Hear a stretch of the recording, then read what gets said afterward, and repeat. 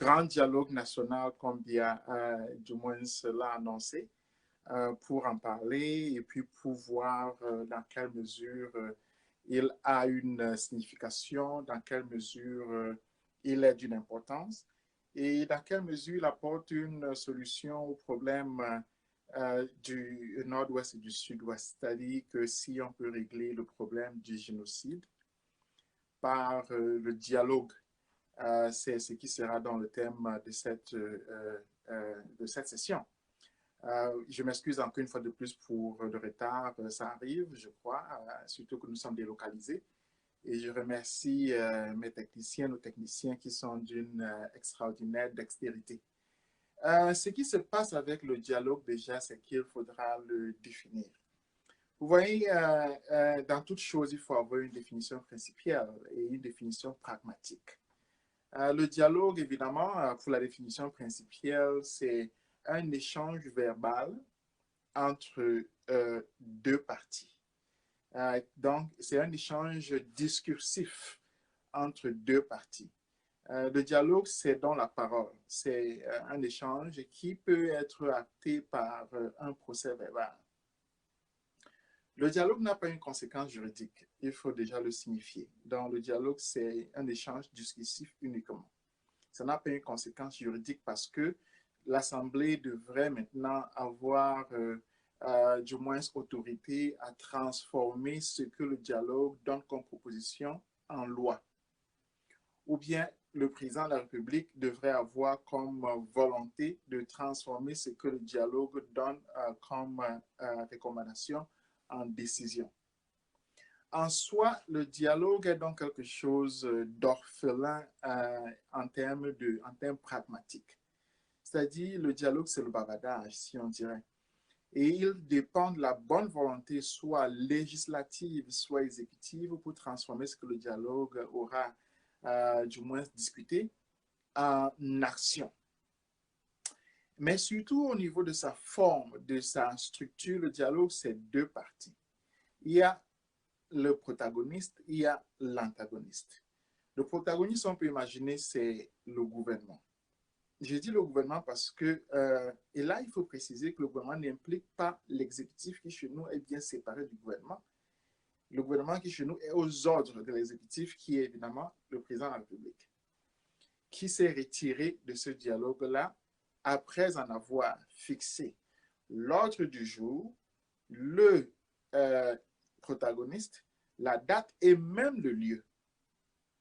Ça veut donc dire que l'autorité suprême de ce dialogue-là qui décide de sa forme, qui décide de sa structure, de sa durée, est absente du dialogue. Il y a un précédent. Évidemment, chacun parle de la tripartite. Et moi-même, dans mon analyse du discours la semaine passée, j'ai parlé de la tripartite.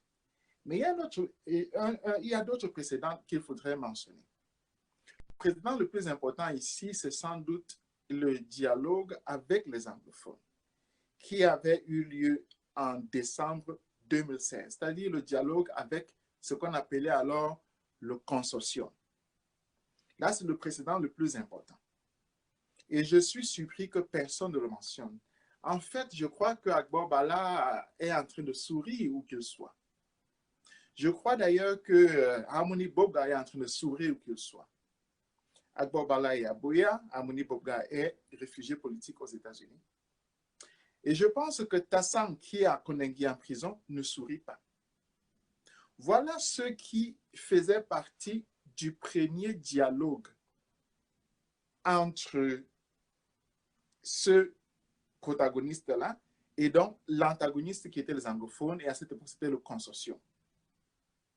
Je suis surpris que dans les débats, on ne mentionne pas ce pré-dialogue, parce que je dis pré-dialogue étant donné qu'évidemment, les choses ont changé, même si on se rappelle que dans le discours de Biya, c'est ce dialogue-là qu'il a mentionné comme étant essentiel, comme étant quelque chose qui a fait qu'il démontre sa bonne volonté.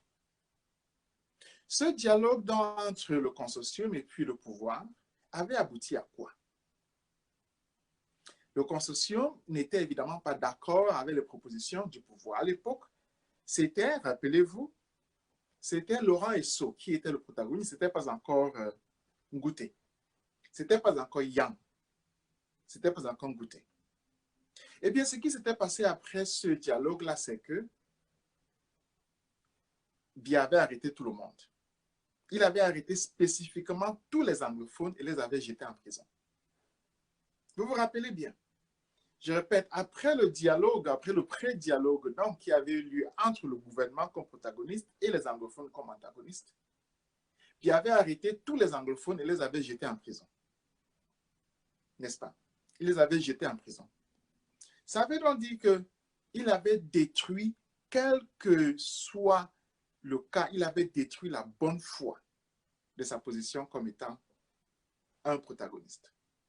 Il s'était situé comme étant un être de violence. Et rappelez-vous d'ailleurs que lorsqu'il a tenu son discours annonçant le dialogue, Mbangangele avait sorti un ordre porté signifiant à la police de quadriller tous les endroits de rencontre.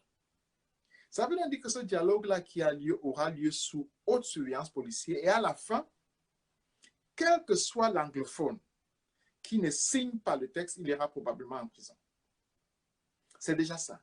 Et je le dis parce que le dialogue de décembre 2016 était mené par ce qui est devenu actuellement des fédéralistes, c'est-à-dire des gens qui sont plus ou moins modérés. On ne peut pas accuser Agbo Bala d'être radical. On ne peut pas. C'est un modéré. Et donc, il a été en prison pendant plusieurs mois à cause des impositions des modérés. Et même Ayoub Tabé, qui est en prison maintenant, parmi les ambazoniens, est l'un des plus modérés.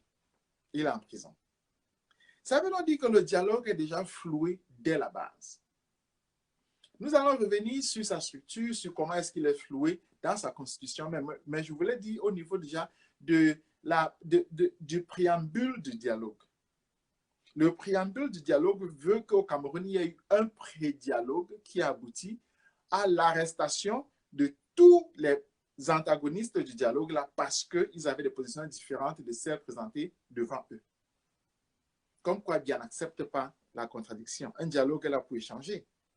Et je disais donc que ce dialogue-là déjà n'a pas de garde-fous qui fassent que les thèmes de discussion puissent être transformés en législation à l'Assemblée nationale ou bien en décision par le président de la République parce que sa bonne volonté s'exprime déjà par l'arrestation de tous les leaders anglophones en décembre 2016. Et comme nous savons, même ceux qui n'étaient pas partie prenante du dialogue, par exemple, Manchou Bibixi, il vient d'être condamné encore à 3 ans de prison, en plus des 11 ans de prison qu'il a déjà eu pour terrorisme alors qu'il marchait paisiblement en route. Voilà les préconditions du dialogue à l'heure actuelle. C'est ça qui fait que la tripartite soit différente.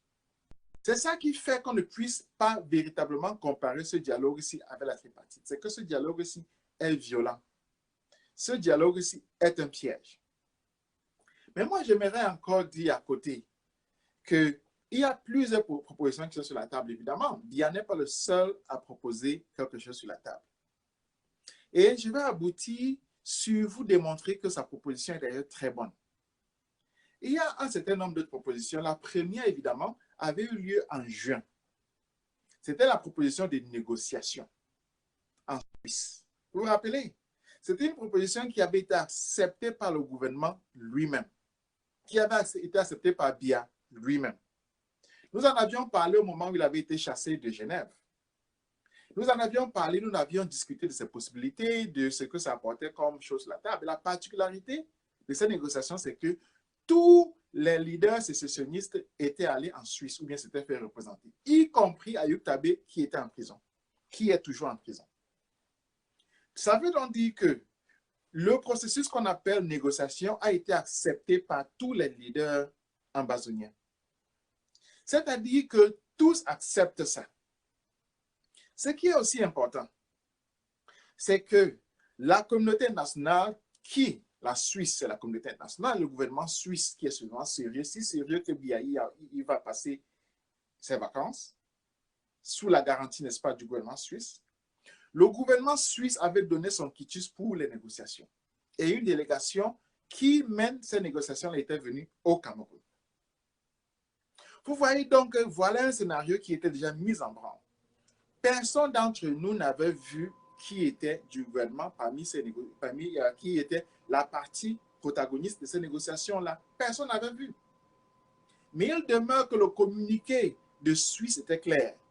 Ces négociations avaient lieu avec l'assentiment, sinon sous l'inspiration, et 2 réunions avaient eu lieu avant que le gouvernement suisse, avant que la délégation suisse ne vienne au Cameroun. Il y a beaucoup de questions qu'on peut poser sur une négociation menée par une association. On peut poser toutes ces questions. Mais ce qu'on retient quand même, c'est que le modèle de négociation était déjà acté. Le modèle de négociation était déjà acté. Je répète encore parce qu'il faut bien que l'on le comprenne. Le modèle de négociation était déjà acté. Il y a évidemment un troisième larron. Dans toute histoire, il y a toujours un troisième larron. Le troisième larron, c'est ce que l'Union africaine fait, là, n'est-ce pas? Ce qu'ils appelaient, du moins, une réunion, une conférence, quelque chose comme ça, des chefs d'État autour de Thabo Mbeki et qui voudraient que le gouvernement camerounais, y compris les parties dissidentes, soient partie prenante. Ce qui est clair, c'est que Akeru Mouna est très actif dans cette chose-là. Il est si actif qu'évidemment, on peut dire que c'est lui qui en a l'inspiration. Ce qui est clair, c'est que Thabo Mbeki, c'est la personne qui porte cette chose-là. Nous avons en général 3 initiatives de calibre, disons, qui sont sur la table. Évidemment, la 3e initiative avait été sabordée, je dirais, par le fait qu'elle portait plus ou moins la vision d'une transition. Parce que, comme nous savons, Akeru Mouna voulait, dans le gouvernement de Kamto, pas seulement le Premier ministère, mais aussi le ministère de la Défense, mais aussi tous les ministères de souveraineté, comme nous a dit Paul-Henri King. C'est-à-dire, on peut dire que le truc de l'OUA, là, c'est un caméléonnage pour la transition. Voilà, grosso modo, les 3 scénarios qui sont sur la porte, qui sont sur la table. Nous sommes en train de dire par là que Biya, en tenant son discours, c'est vrai, a balayé beaucoup de ces scénarios-là lorsqu'il parlait. Cependant, ce sont des scénarios qui sont importants. Pourquoi est-ce qu'ils sont importants? Ils sont importants déjà parce que la question du financement se pose. Qui va financer tout ça? Qui va financer le dialogue? Ça a été posé par le journal de l'économie. Qui va financer le dialogue? D'où est-ce que l'argent va venir? C'est important de le dire parce que un dialogue comme celui-là ne peut avoir lieu que sous l'assentiment de la communauté internationale. Surtout parce que les protagonistes, c'est-à-dire les anglophones, déjà parce que le pouvoir a perdu sa crédibilité en décembre 2016, demandent une 3e partie comme étant arbitre. Et dans cette partie-là, évidemment, c'est la communauté internationale. Vous êtes sans doute rendu compte qu'après son discours, la communauté internationale a été silencieuse. C'est-à-dire quoi? C'est-à-dire que les seuls qui aient vraiment pris la parole, c'est la France. On peut dire l'ONU, mais l'ONU vraiment a pris la parole n'importe quoi. On peut dire la francophonie, mais c'est la France qui se cache derrière la francophonie. L'Allemagne, dans la prise de position d'un député allemand au Parlement allemand, a demandé de couper l'aide financière aux tyrans. La Suisse, par la voix d'un député, du moins ce qui s'est manifesté, les voix dont je me souviens, a présenté Paul Biya comme étant génocidaire. Ça veut donc dire que la communauté internationale, d'une manière ou d'une autre, par son silence déjà, Thibon Nagui, qui ne sait même pas s'il a manifesté, on ne sait même pas s'il a écouté, entendu Biya parler. Le même Thibon Nagui qui a été très rapide, n'est-ce pas, à souligner l'importance des négociations suisses, qui a été très rapide à souligner l'importance de la conférence de l'Union africaine. Le même Thibon Nagui a été silencieux avec la suggestion de Paul Biya. C'est important de souligner ce genre de choses parce qu'évidemment, le Cameroun ne vit pas en vase clos. Et surtout parce que les protagonistes de ce dialogue-là, de cette négociation ou bien de cette conférence-là, n'est-ce pas, beaucoup d'entre eux vivent à l'étranger et surtout demandent la médiation d'une 3e partie. Demandent la médiation de la communauté internationale. Demandent la médiation d'une partie qui ne soit pas impliquée dans le conflit. Ça veut donc dire que la position de la France, la position de la francophonie devient déjà nullifiée. Personne n'ayant vu d'ailleurs la position du Commonwealth, ça veut donc dire que la position de la francophonie perd sa signification. La France se cache derrière pour pouvoir imposer une solution qu'elle a toujours voulu. Et chacun le voit. Résumons, nous avons 3 scénarios qui sont mis sur la table. Le premier, évidemment, c'était celui des négociations. Ne l'oublions pas. C'était les négociations. des négociations qui auraient eu lieu sous l'assentiment de la communauté internationale. Nous avons une conférence qui est faite par l'Union africaine, n'est-ce pas?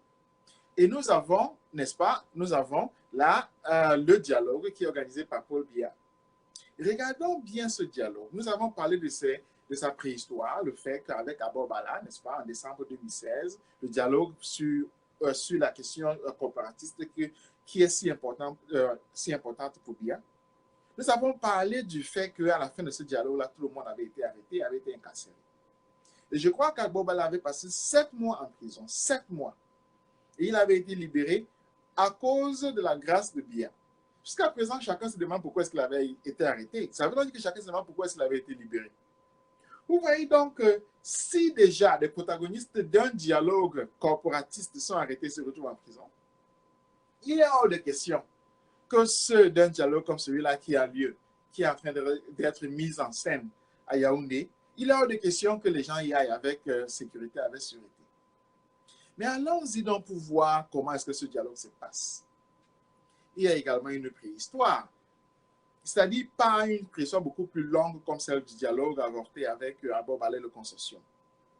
Nous parlons de celle beaucoup plus brève avec Ngouté, avec Ngouté lui-même. Vous voyez, à un certain moment, Ngouté a décidé d'aller à Bamenda, à Domination. Il a décidé d'aller à Bamenda, de rencontrer des gens dans un carnaval, de saluer tout le monde, de sourire avec tout le monde, etc. Il a fait un show, comme on dirait, un show que le Cameroun connaît très bien. Il s'est présenté devant des gens qu'on ne connaît pas. Il a rencontré quelques-uns qui sont venus le voir. Il y a quelques jeunes qui sont venus le voir disant qu'ils venaient déposer des armes. Il y a eu presque un théâtre du faux, comme on en connaît à Yaoundé là. C'est-à-dire qu'il y a une scénarisation du dialogue que l'on... Et il annonçait, il disait toujours que Biya ferait le dialogue, ferait le dialogue, ferait le dialogue. Cependant, il nous donnait plus ou moins une vue de ce que ce dialogue-là serait. Il nous donnait plus ou moins une image de comment ce dialogue serait mis en scène. Et on a vu d'ailleurs des femmes qui apparaissaient là, habillées en hommes, ou bien des hommes habillés en femmes, qui se présentaient comme étant des victimes, qui voulaient parler au nom des victimes, qui se disaient victimes d'une guerre en fait, à laquelle ils n'ont pas participé, parce que plusieurs de ces gens-là, dont le visage nous apparaissait, étaient présentés par après comme étant tout simplement des gens civils, sinon parfois des militaires. Vous voyez donc on se retrouve avec une situation où le dialogue, même déjà dans sa préhistoire, telle que mise en place par Ngouté, est floué. Un autre chapitre de ce dialogue-là nous a été présenté, la rencontre de Ngouté avec John Frondi. On les a vus buvant du champagne, on les a vus causant en amis, on les a vus en fait s'embrassant. On a vu Ngouté dans un théâtre politique avec John Frondi du STF. John Frondi, c'est le président du STF. C'est-à-dire que c'est son nom qui est sur les textes du STF. Ce n'est pas l'autre là, Oshi. Ce n'est pas Oshi. C'est John Frondi. Alors, on a vu Ngouté avec John Frondi faire une copinerie, boire du champagne, et puis manger, n'est-ce pas, etc., etc. Mais ce qui est important, c'est la suite de ce copinage avec John Frondi. Après qu'ils aient dansé ensemble, après qu'ils aient mangé ensemble, après qu'ils aient fait tout ce théâtre-là, n'est-ce pas, il y a eu la réunion au Conseil de sécurité à l'ONU, où c'est ce théâtre qui a été présenté comme étant quelque chose d'achevé. Où ce petit dîner-là avec John Frondi a été présenté comme étant le dialogue. Où ce que Ngouté faisait comme théâtre-là a été présenté comme étant quelque chose de substantiel. Où le faux a été présenté comme le vrai. Où en fait le théâtre, la farce a été présentée comme la tragédie. Où le monologue a été présenté comme le dialogue. C'est important pour moi de mentionner toutes ces choses parce qu'on les oublie très rapidement. Je suis en train de dire que John Frondi a travesti ce dialogue-là avec Ngouté.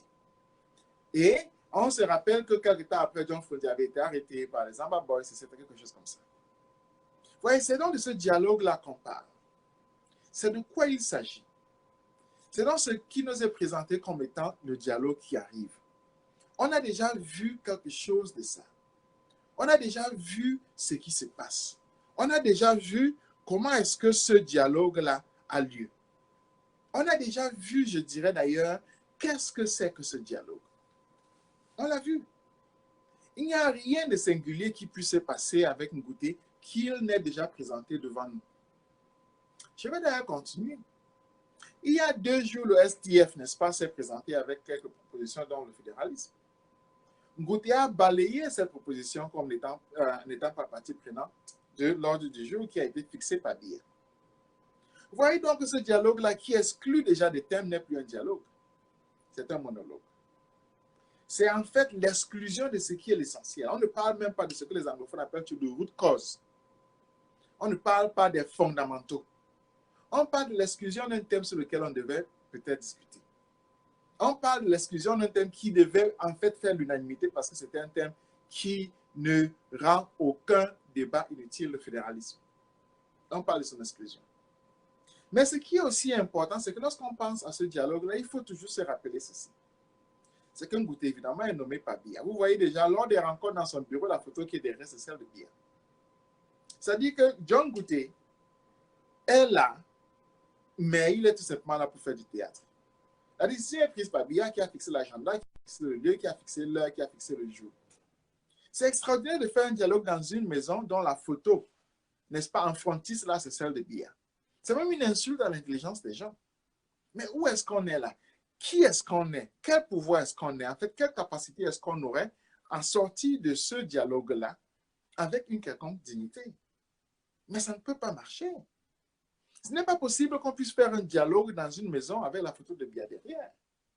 Je n'arrive pas à comprendre pourquoi est-ce que cela n'est même pas, en fait, jeté automatiquement dans la poubelle parce que là, ça peut pas être un dialogue. Imaginons donc qu'un ambazonien, sérieusement, entre dans ce bureau-là. Vous allez le prendre au sérieux. Imaginons vraiment qu'Ayoub Tabé entre dans ce bureau-là. Vous allez le prendre au sérieux. Vraiment. Entre nous.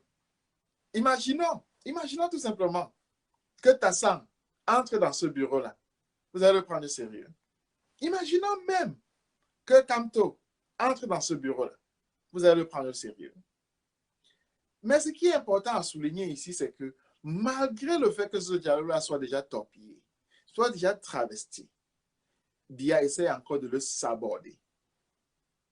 Vous avez vu les gens du Nord qui disent, qui se rappellent qu'ils ont un certain nombre de sénateurs qui viennent avec des chiffres là qu'ils présentent devant les gens. Vous avez des gens du Sud là qui disent qu'ils veulent être partie prenante du dialogue aussi. Vous avez des gens de l'Est, vous avez les Pygmées, vous avez des gens du Nord, vous avez etc., etc. Pour rendre la position des anglophones impossible, pour la rendre en fait inaudible. Ça veut dire qu'il s'agit de créer un chaos suffisamment grand de telle sorte que les anglophones ne soient plus audibles. Il s'agit de faire du bruit. Il s'agit en fait de faire le désordre. De faire qu'au lieu d'un dialogue qui est une relation discursive entre un antagoniste et un protagoniste et un antagoniste, on se retrouve avec, je ne sais pas, un concert, avec une symphonie. On se retrouve avec une polyphonie. On se retrouve en fait avec un stade où chacun se met à parler de ce dont il veut, de ce qu'il veut, et où le thème en fait n'a plus de signification parce qu'il s'agit seulement de gagner du temps. C'est-à-dire qu'on se retrouve avec quelque part où on va parler des routes à l'est, on va parler des hôpitaux à Maroua, on va parler de, je ne sais pas trop, de l'école à Ngelemunduga, on va parler, etc., etc. On va parler de tout et finalement, on ne parlera pas de la guerre qui a lieu au nord-ouest et au sud-ouest. Mais en fait, ce dont on ne va pas parler, c'est le génocide. C'est-à-dire, on va tout faire pour ne pas parler du génocide, alors qu'un génocide est en train d'avoir lieu. C'est-à-dire qu'on va arriver à un dialogue où tout sera possible, sauf les thèmes essentiels. Je n'ai même pas mentionné la sécession, non. Je parle du génocide. Parce que lorsqu'on va passer 1 heure de temps à parler des routes à Maroua, la journée n'a que 24 heures, on aura retiré 1 heure de temps du temps qu'on aurait passé à parler, n'est-ce pas, de la situation au nord-ouest et au sud-ouest. Parce que lorsqu'on va passer 30 minutes, 1 heure, 2 heures, 3 heures à parler des hôpitaux à Ngaoundéré, on n'aura pas le temps de parler, n'est-ce pas, de ce qui a fait que les anglophones se mettent à prendre des armes. C'est-à-dire qu'on aura oublié que les anglophones ont pris des armes. On aura banalisé le génocide. On aura en fait transformé en farce ce qui aurait même pu être un discursif. Ouais, je suis en train de dire qu'on aura rendu inutile le fait que les anglophones se soient plaints. au point de prendre des armes pour que leur voix soit entendue. Vous savez, quelqu'un qui prend des armes veut que sa voix soit entendue. Quelqu'un qui prend des armes veut être pris au sérieux. Quelqu'un qui prend des armes veut en fait imposer son thème sur la table. Les sudistes, les Boulots n'ont pas pris des armes, ils ont les armes de l'État. Les anglophones, donc, ont les armes pour pouvoir imposer leur position comme étant les antagonistes. Voilà le dialogue. Le dialogue serait donc entre deux positions de gens qui ont des armes. Je répète, le dialogue ici, c'est un échange discursif entre deux positions de gens qui ont des armes. La personne qui l'a le mieux exprimé, qui l'a clarifié vraiment, c'est Herman Cohen, l'ancien secrétaire d'État aux affaires africaines américain, qui a vu le fait simple que les ambassadeurs ayant des armes ne peuvent pas être traités comme des gens qui viennent parce qu'ils n'ont pas de route chez eux. Ça dit que s'il y a dialogue, il y a dialogue. Ça veut dire que ce dialogue-là serait ce qu'on appelle une négociation. Ce dialogue serait évidemment une négociation. Mais je vais revenir sur le fait que Biya s'aborde, n'est-ce pas, transforme en farce, détruit, enlève toute crédibilité au dialogue qu'il est en train d'organiser est une bonne chose. C'est une très bonne chose. Je répète, le fait que Paul Biya s'aborde le dialogue qu'il est en train d'organiser, détruit le dialogue qu'il est en train de mettre en branle, en fait, rend impossible ce dialogue-là est une bonne chose. Je vais vous dire pourquoi. Pendant de nombreux mois, la communauté nationale a été prise pratiquement dans une aporie. Une aporie, c'est un chemin, c'est une impasse intellectuelle. Impasse discursive au niveau même déjà de l'échange verbal, parce que Biya ne parlait avec personne. Impasse pragmatique, parce qu'évidemment, les anglophones avaient pris les armes et puis le gouvernement ne laissait personne aller dans la zone anglophone. Cependant, la communauté nationale était prise dans le fait de revendiquer une chose tout le temps, le dialogue. Le dialogue, le dialogue. Très bien. La communauté nationale voulait le dialogue. Elle a donc eu le dialogue qu'elle voulait. C'est simple. La communauté nationale voulait le dialogue. Elle a eu le dialogue qu'elle voulait. C'est-à-dire que Biya a démontré à la communauté nationale qu'il ne peut pas faire un dialogue. Il a démontré à tout le monde qu'il ne peut pas être pris au sérieux comme protagoniste d'un dialogue. Il est en train de démontrer à tout le monde que tout ce qu'il fait là, c'est une farce. Mais c'est bien qu'on le voit. C'est bien que tout le monde le voit. C'est bien que chacun voit qu'il est en train de s'aborder le dialogue, qu'il a un passif déjà qui rend impossible la prise au sérieux du dialogue, que ce dialogue-là est même déjà transformé en farce depuis la nomination de Dian Ngouti. C'est bien que chacun le voit. C'est essentiel que chacun le voit. Et donc, chacun comprendra qu'on ne peut pas investir un futur sur ce dialogue-là. Chacun comprendra que ce dialogue ne peut pas être une solution à la crise au nord-ouest et au sud-ouest, à la guerre civile qui a lieu au Cameroun, au génocide qui a lieu au Cameroun. Chacun comprendra donc qu'après le dialogue, la guerre ne va pas cesser. Chacun comprendra qu'après le dialogue, les tueries ne vont pas cesser. Parce que le but du dialogue, c'est quoi? C'est évidemment que d'une part, les tueries cessent. C'est évidemment que d'autre part, le lockdown cesse. C'est évidemment qu'en troisième lieu, n'est-ce pas, les ghost towns cessent. Voilà ça. La mesure du dialogue est vraiment simple, c'est la restauration de la paix. C'est le fait que les enfants rentrent à l'école, c'est que les réfugiés rentrent, c'est que les Amba Boys déposent leurs armes et que le Cameroun redevient ce qu'il était. Vous savez bien que c'est impossible. Vous savez bien que c'est impossible. Le Cameroun ne sera pas ce qu'il était après le dialogue. C'est-à-dire qu'après le dialogue, il n'y aura pas la paix. Nous le savons. Et c'est bien que chacun voit que cette paix-là a été mise en danger par Biya lui-même, qui a torpillé le dialogue, qui a rendu le dialogue impossible. Et c'est essentiel qu'il ait fait tôt, qu'il ne nous ait pas perdu beaucoup de temps. Imaginez donc qu'on passait 2 ans à vouloir le dialogue, à avoir des gens qui écrivent des demandes de dialogue partout, à avoir des gens qui disent partout dialogue, dialogue, dialogue. C'était essentiel qu'il perce ce ballon. Et il a percé ce ballon. Je dirais donc que le dialogue là qui a lieu, chacun voit que c'est un ballon percé déjà. Et donc, l'essentiel maintenant, c'est de savoir qu'est-ce qu'on fait après ce dialogue-là qui n'aura pas marché. Qui n'aura pas marché. Je l'ai déjà dit lors de mon analyse du discours de Biya que chacun devrait être prêt sur le terrain. Et d'ailleurs, même durant les négociations, je l'avais déjà dit, que l'enjeu, c'est le terrain maintenant. Il faut occuper le terrain. C'est fondamental. Il faut occuper le terrain. Parce qu'évidemment, le dialogue ne va rien changer. Je ne vais pas vous l'inventer. Le dialogue ne va rien changer. Le dialogue ne peut rien changer. Il faut savoir ça. Le plus rapidement, le mieux ça vaut. Le dialogue de Dian Gouté ne va pas faire que les enfants rentrent à l'école. Le dialogue de Dian Gouté ne va pas faire que les villes mortes s'arrêtent. Le dialogue de Dian Gouté ne va pas faire que les gens cessent d'être tués. Et nous avons tous vu là que d'ailleurs à Mouyouka, à Moutengene, à Tiko, des gens ont été tués durant ce jour-ci. On voit des cadavres partout. Donc, même lors de la mise en branle du dialogue, les gens continuent d'être tués. Mais le clou, c'est quoi?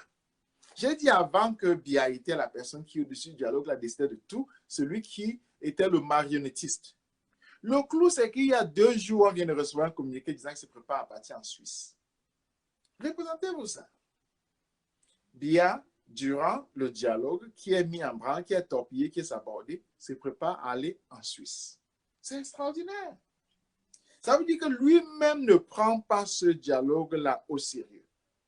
C'est-à-dire que lors du dialogue-là, il n'est même pas seulement absent. Il est absent du Cameroun. C'est-à-dire qu'il n'est même pas seulement absent de la scène du dialogue, il est absent du Cameroun. Et cela pendant 1 mois. 1 mois. C'est-à-dire pendant toute la durée du dialogue. C'est extraordinaire. Ça veut dire que le dialogue pour lui n'a aucune importance.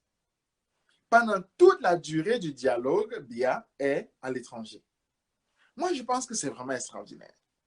C'est-à-dire que ce dialogue-là, de tous les dangers pour quiconque est un antagoniste, aura lieu au moment où Biya lui-même n'est pas à Yaoundé.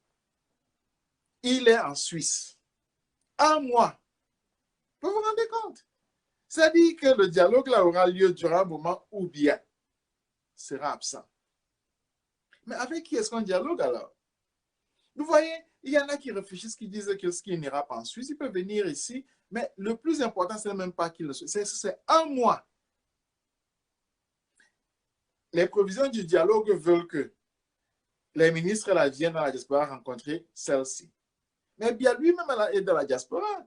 Peut-être les ministres devraient venir dans la diaspora le rencontrer plutôt lui-même. Parce que là-bas, alors, ce serait clair qu'on peut le rencontrer. Parce qu'il ne sera même pas à Yaoundé. Vous voyez, vider le dialogue de sa substance veut donc dire qu'il est urgent de se poser la question de savoir qu'est-ce qu'on fera après ça. 1 mois, Biya ne sera pas à Yaoundé. Durant toute la durée du dialogue, durant toute la longueur du dialogue, durant tout le moment où il y aura dialogue entre ce qu'il appelle antagonistes et puis protagonistes, qui évidemment sont des faux.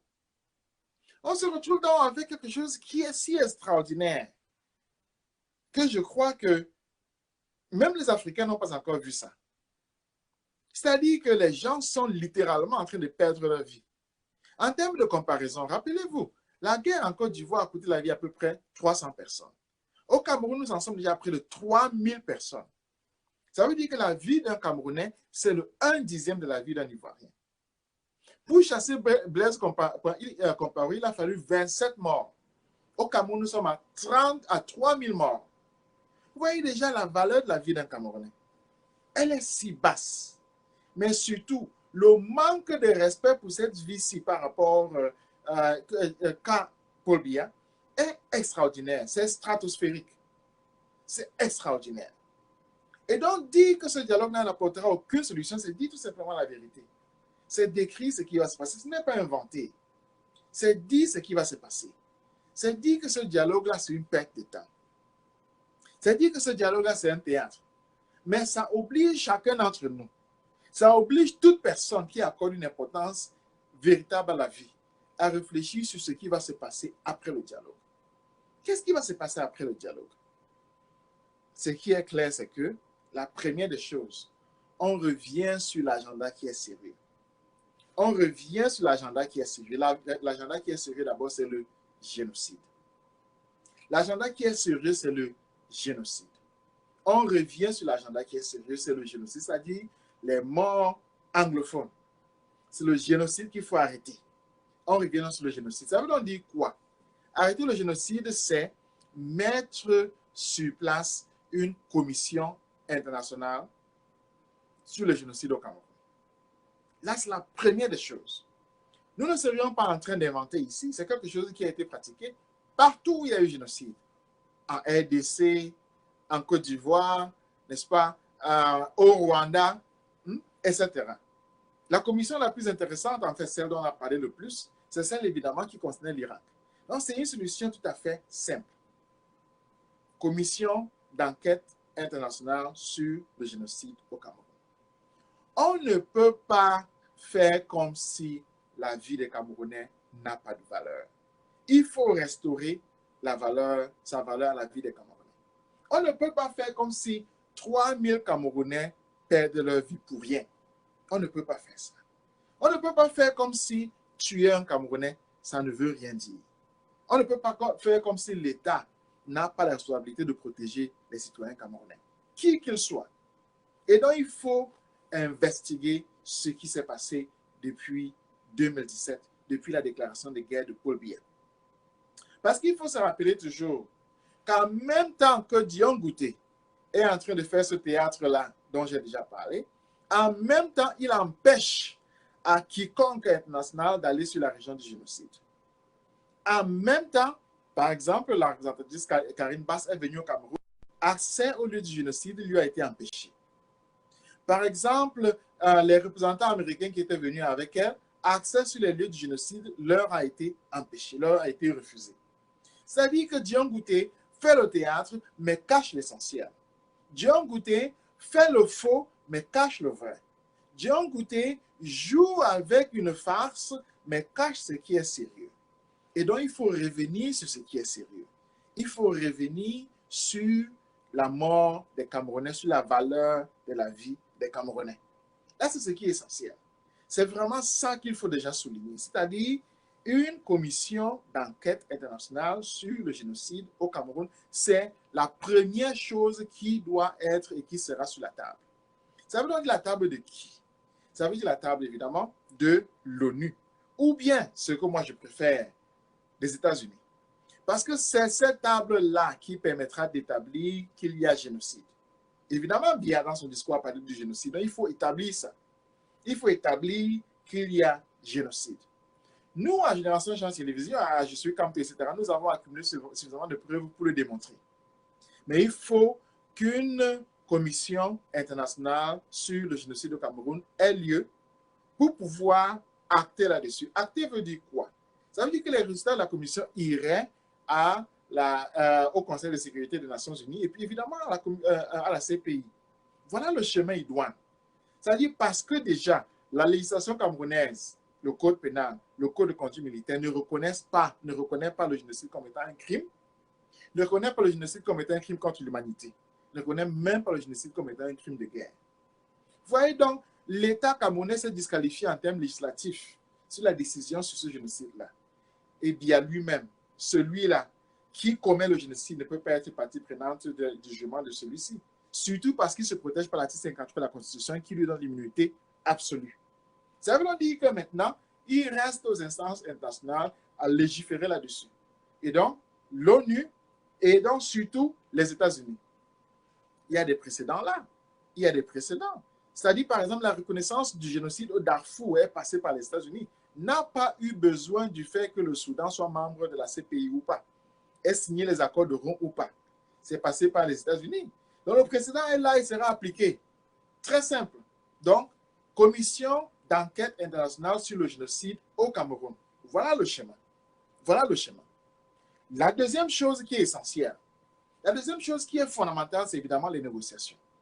C'est-à-dire que le fait que le dialogue là ait été sabordé par Biya ouvre la voie aux négociations. On prendra 2 mois, 1 mois pour voir que ce dialogue a été sabordé.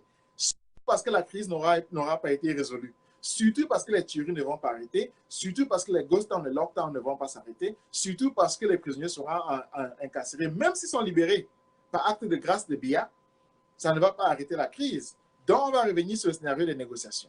Là, c'est donc la deuxième chose essentielle. Négociation. Négociation avec une troisième partie. Avec une troisième partie qui ne soit pas partie prenante du conflit. Et ici, encore, les États-Unis sont évidemment le pays idoine. C'est le pays qui peut faire que les deux parties puissent s'asseoir l'une en face de l'autre et puis discuter. Parce que n'oubliez pas que même si on reconnaît la culpabilité du gouvernement camerounais, c'est grâce aux États-Unis. Et donc, il faut revenir à cette position de principe-là, que les négociations devraient être menées par une partie qui ne soit pas inclue dans le conflit elle-même. La France y est inclue, donc est d'emblée exclue comme solution, n'est-ce pas? On pourrait dire que la France, c'est celle qui sponsorise bien d'ailleurs. C'est elle qui couvre bien d'ailleurs. C'est elle qui rend les crimes de bien possibles. Donc, il faut une troisième partie pour ces négociations-là. Je résume. Après le dialogue qui aura été sabordé, après le dialogue qui aura démontré son inutilité, après le dialogue qui aura été une farce, on va se retrouver avec la réalité que le conflit continue, que les morts continuent, que du moins la crise n'ait pas été arrêtée, que la guerre civile continue et donc que le génocide continue. Il faudra donc venir sur des décisions qui impliquent la réalité elle-même. C'est-à-dire qu'il faudra faire face à la vie des Camerounais qui n'a pas perdu sa signification. Il faudra faire face au fait que les Camerounais sont des êtres humains et qu'ils méritent de bien vivre, qu'ils ont le droit à la vie, qu'ils ont le droit au droit, qu'ils ont le droit, n'est-ce pas, à l'existence, et que le pays nommé Cameroun n'est pas un espace extraterrestre. Donc, on va faire face à deux choses qui sont essentielles. La première, c'est une commission d'enquête indépendante sur le génocide. C'est simple que tout. Le Cameroun ne peut pas passer de la guerre civile à la paix sans poser la question de la justice. Là, une commission établirait des règles de justice, établirait des règles de respect de la vie, établirait des règles de respect des droits des gens. C'est très simple. Le Cameroun ne peut pas échapper à la justice. Le Cameroun ne peut pas échapper au droit, ne peut pas échapper à la loi. Et surtout ceux qui sont au pays là au Cameroun ne peuvent pas échapper à la justice, au droit et à la loi. Non. Une commission d'enquête indépendante sur le génocide est la voie idoine. Là, c'est un. Deux, c'est évidemment les négociations sous l'égide internationale. Vous avez remarqué sans doute que les États-Unis sont entièrement silencieux. Parce qu'évidemment, la personne qui a le pouvoir suprême sur un pays comme le Cameroun, en fait, sur une question comme celle qui se pose au Cameroun, ne peut qu'être silencieuse devant ce théâtre qui a lieu. Il n'y a rien à dire que de le voir être sabordé. Il n'y a rien à faire que de le voir être nullifié. Il n'y a rien d'autre, en fait, à mettre en branle que d'être le témoin ahuri de ce désastre-là que bien appelle dialogue. En fait, les États-Unis sont dans une position d'extraordinaire sagesse et c'est très rare. Aux États-Unis, les gens me demandent souvent, mais quelle est la position américaine? Je dis, mais c'est une position tellement sage que moi, je suis surpris. Parce que c'est la seule position rationnelle qui existe. C'est la seule position qui puisse être présentée humainement. C'est-à-dire le respect de la vie qui est fondé dans n'est-ce pas? Écoutez les victimes. Écoutez les victimes. Et tant que les représentants américains n'ont pas accès au lieu du génocide, il faudra une commission pour pouvoir établir ce qui s'est passé. Commission indépendante, commission internationale. La deuxième chose, évidemment, c'est ce qui a eu déjà lieu en Suisse, qui n'était évidemment qu'un commencement, c'est-à-dire des négociations. Des négociations qui permettent aux anglophones d'exprimer ce qu'ils pensent, qui permettent à ceux qui ont pris les armes là de dire ce qu'ils pensent, qui permettent à ceux qui ont mis leur vie en jeu de se faire entendre. C'est la moindre des choses. Et on ne peut pas avoir des scénarios où on fait tout pour ne pas les entendre. Non, c'est eux qu'on va entendre, c'est eux qu'on doit écouter et c'est eux qui doivent être à la table. Évidemment, pour conclure, je dirais, la particularité des négociations, c'est que on ne fait jamais une seule négociation pour finir. Je me rappelle, il y en a qui disent la tripartite, etc. Il y a eu voulu tripartite 2, etc. pour s'amuser quand ils s'amusaient. Non. Les négociations débouchent sur quelque chose d'autre. Non, c'est-à-dire, on ne fait jamais de dialogue et puis c'est fini comme ça. Le dialogue ici qui est sabordé débouche sur les négociations. C'est très simple. Parce que là, il faudrait imposer donc le protagoniste de la crise à la table pour pouvoir l'écouter afin de mettre fin au génocide, afin de mettre fin à la guerre, afin de mettre fin aux tueries. Il faudrait écouter celui qui a pris les armes afin que la guerre ne continue pas. Donc, c'est la chose la plus claire. Il y a eu, pour le Rwanda, par exemple, Arusha 1, Arusha 2, etc. Là, c'est clair. On évoluera dans cette direction-là. Mais pour y arriver, il fallait que le dialogue de Bia soit sabordé. Il fallait que Bia auto-saborde son propre dialogue. Je pourrais dire pour m'en féliciter que le faisant, il a mis en branle le chassement lui-même. C'est-à-dire qu'il a rendu clair pour tout le monde qui ne peut pas être partie prenante du dialogue. Il y a 2 ans, j'avais déjà dit que la solution du problème anglophone, c'est-à-dire même du problème camerounais, se ferait sans Bia. Se ferait sans Bia. C'est-à-dire que chacun voit que c'est lui le problème. Chacun voit que c'est lui qui est sur le chemin du peuple camerounais. Chacun voit que c'est lui qui rend impossible l'amour entre Camerounais. Chacun voit que c'est Bia qui fait que les Camerounais ne puissent pas vivre en paix les uns avec les autres. Chacun voit que c'est lui qui est la cause de la guerre. Chacun voit en fait que c'est lui qui a déclaré la guerre. Donc on ne peut pas avoir une solution avec Bia. C'est ce que chacun voit. Ça veut dire que le chemin idoine, ce serait un dialogue entre Camerounais sans Bia. C'est-à-dire que dialogue sans Bia serait le chemin idoine. Mais pour le moment, comment ça, il a encore les armes, il a encore le pouvoir, on dirait. Cependant, donc, on dit le chemin médian, c'est une négociation. C'est une négociation. Vous avez compris que dans cette relation-là, Bia n'a pas le pouvoir qu'il se donne. Il n'a pas. Il n'a pas. Il est en train de perdre le pouvoir. C'est ce qui se passe. C'est-à-dire, je répète, Bia est en train de perdre le pouvoir. Et il est en train, en fait, d'être chassé. C'est ce que je viens de dire. Je veux dire que lorsque vous réfléchissez bien, vous voyez que c'est quelqu'un qui est en train d'essayer de se sauver. Parce qu'on va faire ce qu'il fait là pendant 7 ans. 7 ans, on va faire ça? Non. Excusez-moi. 7 ans, on va faire ça? Non. Quand même. Soyons sérieux. Voyez donc, je suis en train de dire qu'il y a beaucoup d'espoir. Le premier, c'est qu'il est décidé rapidement